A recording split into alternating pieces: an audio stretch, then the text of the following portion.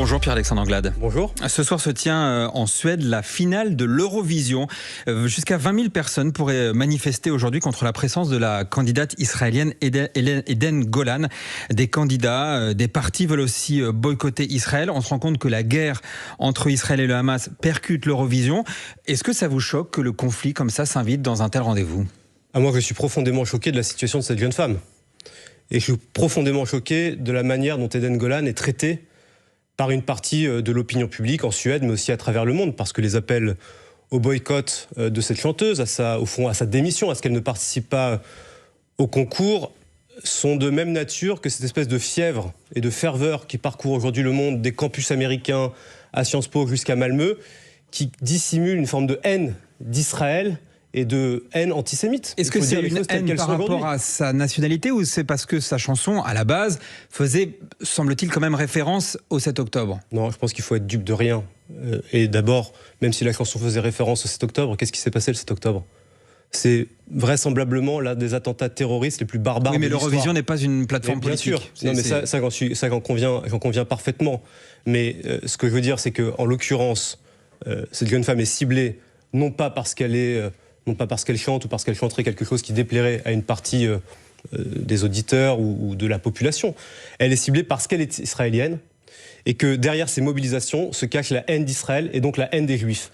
Et que cette haine des Juifs, aujourd'hui, elle se répand un petit peu partout dans le monde. On le voit en France de manière quasi quotidienne, comme un virus qui ronge nos sociétés et qu'il faut dénoncer sans aucune forme de complaisance parce que c'est au fond notre vivre ensemble et la base, les fondements de nos sociétés qui sont aujourd'hui écornés, abîmés par ce à quoi on assiste à Sciences Po, à Malmö et sur les campus des universités américaines. Il y a des partis politiques aussi qui demandent l'exclusion de la candidate israélienne. Même en France, Mathilde Panot, la chef des députés insoumis, a appelé à exclure Israël de ce concours. Les insoumis qui font souvent le parallèle entre Israël et la Russie pour justifier ce boycott. Ça vous semble pas pertinent ? C'est une faute pour vous ? Les insoumis ne sont plus à une indignité près.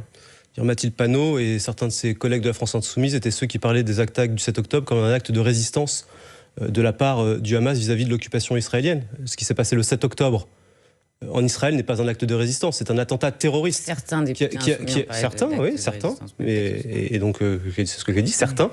Et donc c'est un acte terroriste qui a ciblé délibérément des femmes, des enfants, des personnes âgées, des civils innocents qui n'avaient rien fait. Et donc la comparaison entre Israël et la Russie n'a évidemment rien à voir. Israël a été la victime, la cible d'un attentat terroriste barbare. La Russie agresse, bombarde de manière quotidienne les Ukrainiens qui n'ont rien demandé et qui sont agressés, non pas pour ce qu'ils font, ils n'agressent et ne menacent personne, mais pour ceux qu'ils sont, c'est-à-dire un pays libre, démocratique et qui regarde vers l'Europe, ça n'a rien à voir. Justement, la Russie a lancé hier une offensive terrestre dans la région de Kharkiv, dans le nord-est de l'Ukraine.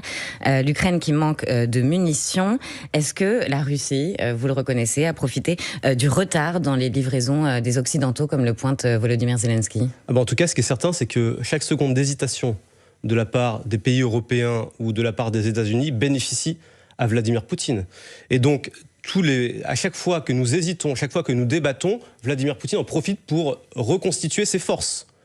Et donc, cela nous engage, nous Européens et nous Occidentaux, et avec nos alliés américains, à accélérer et à renforcer les livraisons d'armes, les défenses antiaériennes, les obus d'artillerie, c'est ce qui manque cruellement à la résistance ukrainienne. Et donc oui, il faut que nous accélérions et que nous donnions les moyens à l'Ukraine de résister dans la durée, parce que l'Ukraine se défend et défend son intégrité territoriale, mais elle protège toute l'Europe. Vladimir Poutine aujourd'hui menace la sécurité de toute l'Europe. Il faut que nos auditeurs en aient conscience. Ça nous paraît lointain parce qu'on en parle moins. Mais ce qui se passe en Ukraine, c'est pas simplement un conflit qui menace les Ukrainiens, c'est la sécurité de nous toutes et tous ici en France et en Europe qui est en jeu.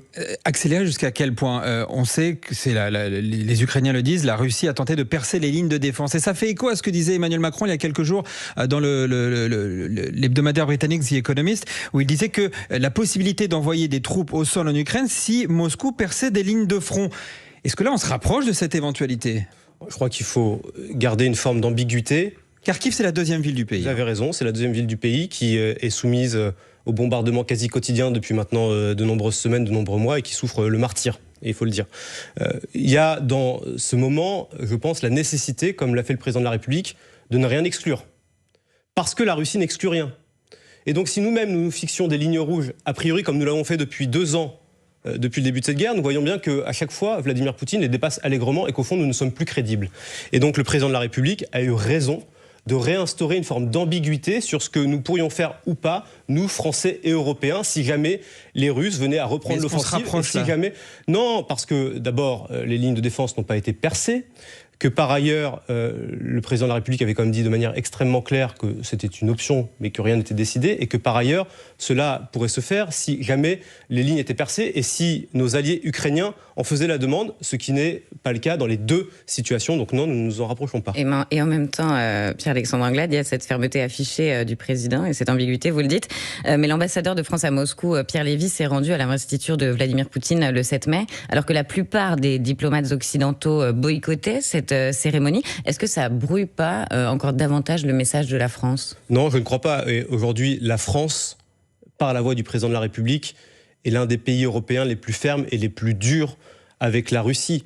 Et cela nous est largement reproché à Moscou. Il suffit d'allumer les chaînes de télé russes pour écouter les propagandistes qui font de Paris et de la France très régulièrement leur cible principale. Et la France est aujourd'hui le pays, avec l'Estonie, avec la Pologne, avec les États baltes, qui mène la résistance, qui mène le front uni des Européens face à la Russie de Vladimir Poutine. Parce que ça donne le sentiment finalement que la France a cautionné une élection qu'elle avait elle-même condamnée. Le Quai d'Orsay avait condamné la répression accrue autour de cette réélection, déploré l'absence d'une élection libre et démocratique, et finalement on envoie notre ambassadeur. Oui, comme notre ambassadeur était aux funérailles d'Alexeï Navalny il y a de cela quelques semaines. La France, elle est présente là où elle doit être présente. Ça ne veut pas dire pour autant que nous reconnaissons l'élection de Vladimir Poutine, qui est évidemment une farce démocratique, et cela a été dit très largement. Pierre-Alexandre Anglade, président de la Commission des Affaires européennes à l'Assemblée nationale. Dans un instant, on utilisera votre autre casquette, celle de directeur de campagne de Renaissance pour les Européennes. On parlera évidemment de la campagne en cours. Pour l'heure, il est 8h40, c'est le fil info de Diane Ferchit. Mobilisation aujourd'hui dans le Puy-de-Dôme contre le projet de construction de 2 méga-bassines dans le secteur de Billon. Manifestation à l'appel des soulèvements de la terre de la Confédération paysanne et du collectif Bassines Non Merci. Plus de 2000 personnes sont attendues selon la préfecture. Une nouvelle aide de Washington pour l'Ukraine, 400 millions de dollars pour porter assistance au pays. Alors que l'offensive russe va s'intensifier selon la Maison-Blanche, Moscou a lancé une offensive terrestre dans la région de Kharkiv. Le président ukrainien Volodymyr Zelensky fait état de combats intenses sur toute la ligne de front. La finale de l'Eurovision ce soir à Malmö en Suède. La compétition musicale rattrapée par la guerre à Gaza. Des renforts de police sont mobilisés sur place face à des manifestations après la qualification de la chanteuse israélienne Eden Golan. C'est dans une vidéo publiée sur les réseaux sociaux que Kylian Mbappé a confirmé son départ du PSG et de la Ligue 1.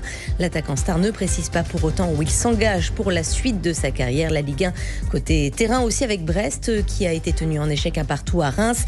Nice qui l'emporte 1-0 sur le terrain du Havre, et en Ligue 2, Auxerre est sacré champion. Les Auxerrois qui seront donc en Ligue 1 la saison prochaine. France Info. Le 8-30 France Info. Agathe Landré, Jean-Rémy Baudot. Toujours avec Pierre-Alexandre Anglade, président de la Commission des Affaires européennes à l'Assemblée nationale. Et vous êtes aussi directeur de campagne de Renaissance de Valérie Ayé pour les Européennes. L'élection est dans un mois et votre campagne patine. Comment comptez-vous faire pour remobiliser vos électeurs ? D'abord, ça fait maintenant 2 mois et demi que Valérie Ayé est en campagne, qu'elle mène une campagne de terrain et qu'elle se déplace partout dans le pays à la rencontre des Françaises et des Français. Et moi, ce que je constate, c'est qu'il y a partout où nous passons, partout où nous organisons des réunions publiques, il y a du monde. Et donc, il y a, en tout cas d'un point de vue militant, une mobilisation qui est extrêmement forte. Mais un électeur sur 2 d'Emmanuel Macron en 2022 n'est pas certain d'aller voter. Ce qui est vrai, c'est qu'effectivement, aujourd'hui, une partie de nos concitoyens n'est pas encore rentrée dans l'élection et que, encore, quand on va sur un marché tracté, faire du porte-à-porte, les Françaises et les Français ne sont pas au courant de la date de l'élection qui est le 9 juin prochain, et donc il faut continuer à mobiliser, à aller sur le terrain. On a présenté notre liste la semaine passée, on a présenté notre projet pour les 5 prochaines années au niveau européen, on a tenu un grand meeting à la Mutualité la semaine passée, cette semaine, avec tous les cadres de la majorité, et puis nous allons continuer des meetings régionaux. Il y en aura un lundi soir à Lyon avec le Premier ministre, il y en aura un autre à Strasbourg, puis à Nice, à Laval. Donc nous faisons campagne résolument sur le terrain, et moi je crois que c'est par la mobilisation que nous ferons déplacer les gens, parce que l'élection européenne, c'est d'abord une élection de mobilisation sur le terrain. Une mobilisation qui, pour l'instant, si l'on en croit en tout cas les différents sondages, tourne à l'avantage du Rassemblement national. Jordan Bardella qui est autour de 31%, Valérie Hayet qui est entre 16 et 17%. Comment est-ce que vous expliquez soit un désamour pour Renaissance, soit une attraction pour le Rassemblement national ? Je crois que le Rassemblement national capte toutes les amertumes, les peurs, les inquiétudes, les déceptions aussi qui sont celles du moment. Et que, au fond, les déceptions de votre politique ? Mais je crois les inquiétudes qui peuvent exister dans le pays, et les inquiétudes par rapport au bouleversement du monde, et qu'ils ont une réponse facile et simple à tous les problèmes, sans embrasser la complexité des choses. Quand on entend Marine Le Pen, par exemple, hier encore, venir raconter un énorme mensonge face caméra en expliquant que la France serait prête à brader ou à partager la dissuasion nucléaire avec les pays européens alors que le président de la République n'a jamais dit ça, on voit bien de quel bois est fait leur campagne, celle du mensonge, de la controverse, des fake news qui cherchent à tromper les Françaises et les Français. Et donc face à ça, nous avons un projet clair, un projet de réarmement, de renforcement de notre Europe dans un moment où les défis internationaux sont extrêmement nombreux et où nous avons besoin plus que jamais de cette Europe puissance. Sur les propos du président sur la dissuasion nucléaire, il n'y a pas que Marine Le Pen qui s'en est offusqué. François Hollande aussi a critiqué les mots du président et il a dit que le président proposait d'européaniser notre dissuasion nucléaire sans que ni les forces politiques ni nos alliés européens aient été consultés. La force de la dissuasion appartient à la nation, elle mérite mieux que des discussions de coin de table, dit l'ancien président. Oui, c'est une déclaration profondément malhonnête et je me demande ce que François Hollande vient faire dans cette histoire. Parce que les propos qui sont ceux de François Hollande sont équivalents à ceux de Marine Le Pen. Et on peut avoir des désaccords avec François Hollande, mais jusqu'à présent, il nous avait habitués à mieux, en tout cas sur ces sujets-là. Et donc venir dire que le président de la République voudrait européaniser la dissuasion nucléaire, c'est une fausse information, c'est un mensonge.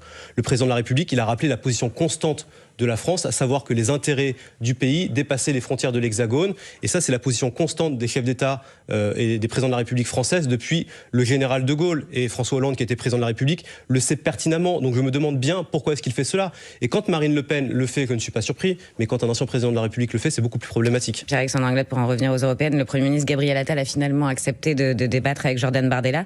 Qu'est-ce que vous attendez de ce débat ? Est-ce que ça peut changer la donne ? Je pense que c'est extrêmement important que le Premier ministre puisse débattre avec Jordan Bardella, qui est le président aujourd'hui du principal parti d'opposition de notre pays. Et je crois que cette confrontation entre deux projets diamétralement opposés sur l'avenir de l'Europe est nécessaire, entre celui du Rassemblement national qui, au fond, même si aujourd'hui il se dissimule, comme sur tous les sujets, propose une forme de sortie de l'Europe, puisque lorsque vous dites de manière très claire, c'est dans leur projet, qu'ils ne veulent plus participer ou ne plus payer ou ne plus donner la contribution de la France au budget de l'Union européenne. Ça veut dire très concrètement pour nos auditeurs que la France ne paiera plus sa contribution à l'Union européenne. Et moi, je ne connais pas de club ou d'association dans lequel on puisse participer sans payer sa contribution. Et donc, le Rassemblement national propose de sortir de l'Union européenne. Même s'ils vous disent l'inverse, à longueur d'interview, c'est la réalité de leur projet. Et donc, cette confrontation entre le Premier ministre et Jordan Bardella, elle est nécessaire parce qu'elle doit permettre de lever les ambiguïtés du programme maléfique du Rassemblement national. Et puisque vous parlez de projet, puisque vous parlez de programme, qu'est-ce qui, vous, dans votre projet, dans votre programme, pourra faire la différence dans les prochaines semaines ? Peut-être, par exemple, détourner ceux qui imaginent aller voter Raphaël Glucksmann de revenir vers vous. Très concrètement, est-ce qu'il y a des éléments de programme que vous pouvez nous donner ? Vous évoquez le candidat socialiste. Moi, je tiens quand même à dire à nos auditeurs que nous sommes la seule force pro-européenne. Que le candidat socialiste peut, derrière de grandes phrases, se présenter comme étant européen. Il se trouve que ces 5 dernières années au Parlement européen, quand il a fallu voter les grands textes structurants de la législature européenne, le pacte asile et migration, le plan de relance européen qui est venu soutenir nos artisans, nos commerçants, nos TPE, nos PME, nos agriculteurs, le renforcement du mandat d'Europol, la loi climat, tous ces grands textes, il ne les a pas votés. Mais il n'est pas pro-européen, Raphaël Glucksmann. Moi, je pense qu'il est insincère. Parce que Valérie Hayet disait qu'elle votait à 90% comme lui. Oui, c'est la structuration des votes au Parlement européen. Vous êtes dans un système de coalition, de compromis. Donc il se trouve que parfois vous votez ensemble. Donc c'est vous qui donnez les tampons du pro-européen. Je pense que nous sommes effectivement les seuls pro-européens parce que la liste de Raphaël Glucksmann est une liste peuplée d'apparatchiks de la NUPES qui, au printemps 2022, au moment des législatives, sont venus faire le pied de grue devant le QG de Jean-Luc Mélenchon pour obtenir une investiture aux législatives. De la même manière, j'ai entendu le numéro 3 de la liste de M. Glucksmann hier dire extrêmement clairement que passé les élections européennes, il devrait travailler au rassemblement de la gauche avec les insoumis. Et donc, vous voyez bien qu'il y a une forme d'insincérité et d'ambiguïté dans le projet de Raphaël Glucksmann. Pour revenir au programme, à votre projet. Oui. Mais qu'est-ce qui, aujourd'hui, va faire la différence dans les prochaines semaines ? Moi, je crois que nous avons un projet qui est un projet de renforcement de notre Union au moment où les défis géopolitiques et la guerre est à nos portes. Nous voulons développer la base industrielle et technologique de défense. Ça veut dire très concrètement développer nos propres armements et ne plus dépendre de nos alliés américains dans un temps où on voit bien que Donald Trump pourrait être élu et nous pourrions être seuls. Nous voulons renforcer notre industrie européenne avec un grand plan, ce qu'on appelle un plan Delors, avec 1 000 milliards d'investissements dans les technologies d'avenir. Et ça vous différencie de Glucksmann ?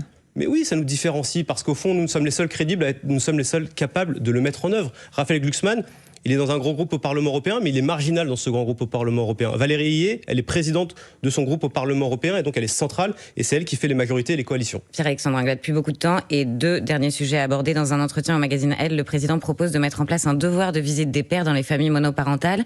Quand il y a un père, il faut que la maman puisse exiger des visites régulières, dit le président. Est-ce que vous pouvez nous dire comment on pourrait contraindre un père récalcitrant qui ne veut pas voir son enfant ? En tout cas, il faudra voir comment les choses se mettront en place très concrètement. Le président de la République, il ouvre un débat.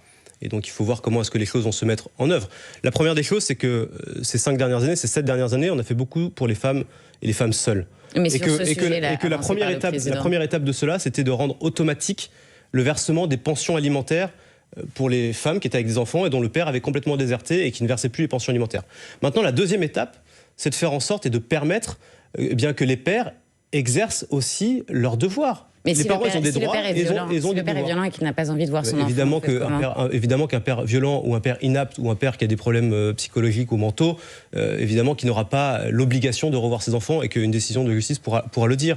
Mais pour tous les autres, parce qu'il y en a beaucoup qui peuvent exercer cette responsabilité et ce devoir de père, eh bien, c'est au fond la volonté de pouvoir tout simplement faire en sorte qu'ils reprennent lien avec leurs enfants, avec leurs femmes et qu'ils les soutiennent.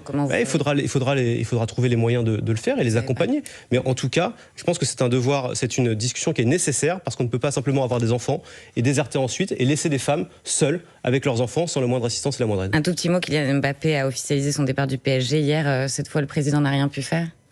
Écoutez, moi je regrette le départ de Kylian Mbappé parce que c'est quand même un des plus grands joueurs de l'histoire du Paris Saint-Germain et vraisemblablement l'un des plus grands joueurs de l'histoire du football français. Il a gagné la Coupe du Monde, il a gagné 6 titres de Ligue 1, 3 Coupes de France, peut-être une 4e contre Lyon dans quelques jours.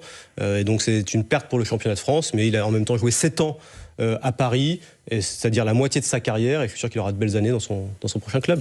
Toujours au service de l'équipe de France. Pierre-Alexandre Anglade, directeur de campagne de Renaissance pour les Européennes, président de la Commission des Affaires Européennes à l'Assemblée nationale. Merci beaucoup d'avoir été l'invité du 8h30 France Info. Agathe Lambray, on se retrouve demain pour une nouvelle interview. Pour l'heure, c'est l'heure du Fil Info. Diane Ferchit, il est 8h50.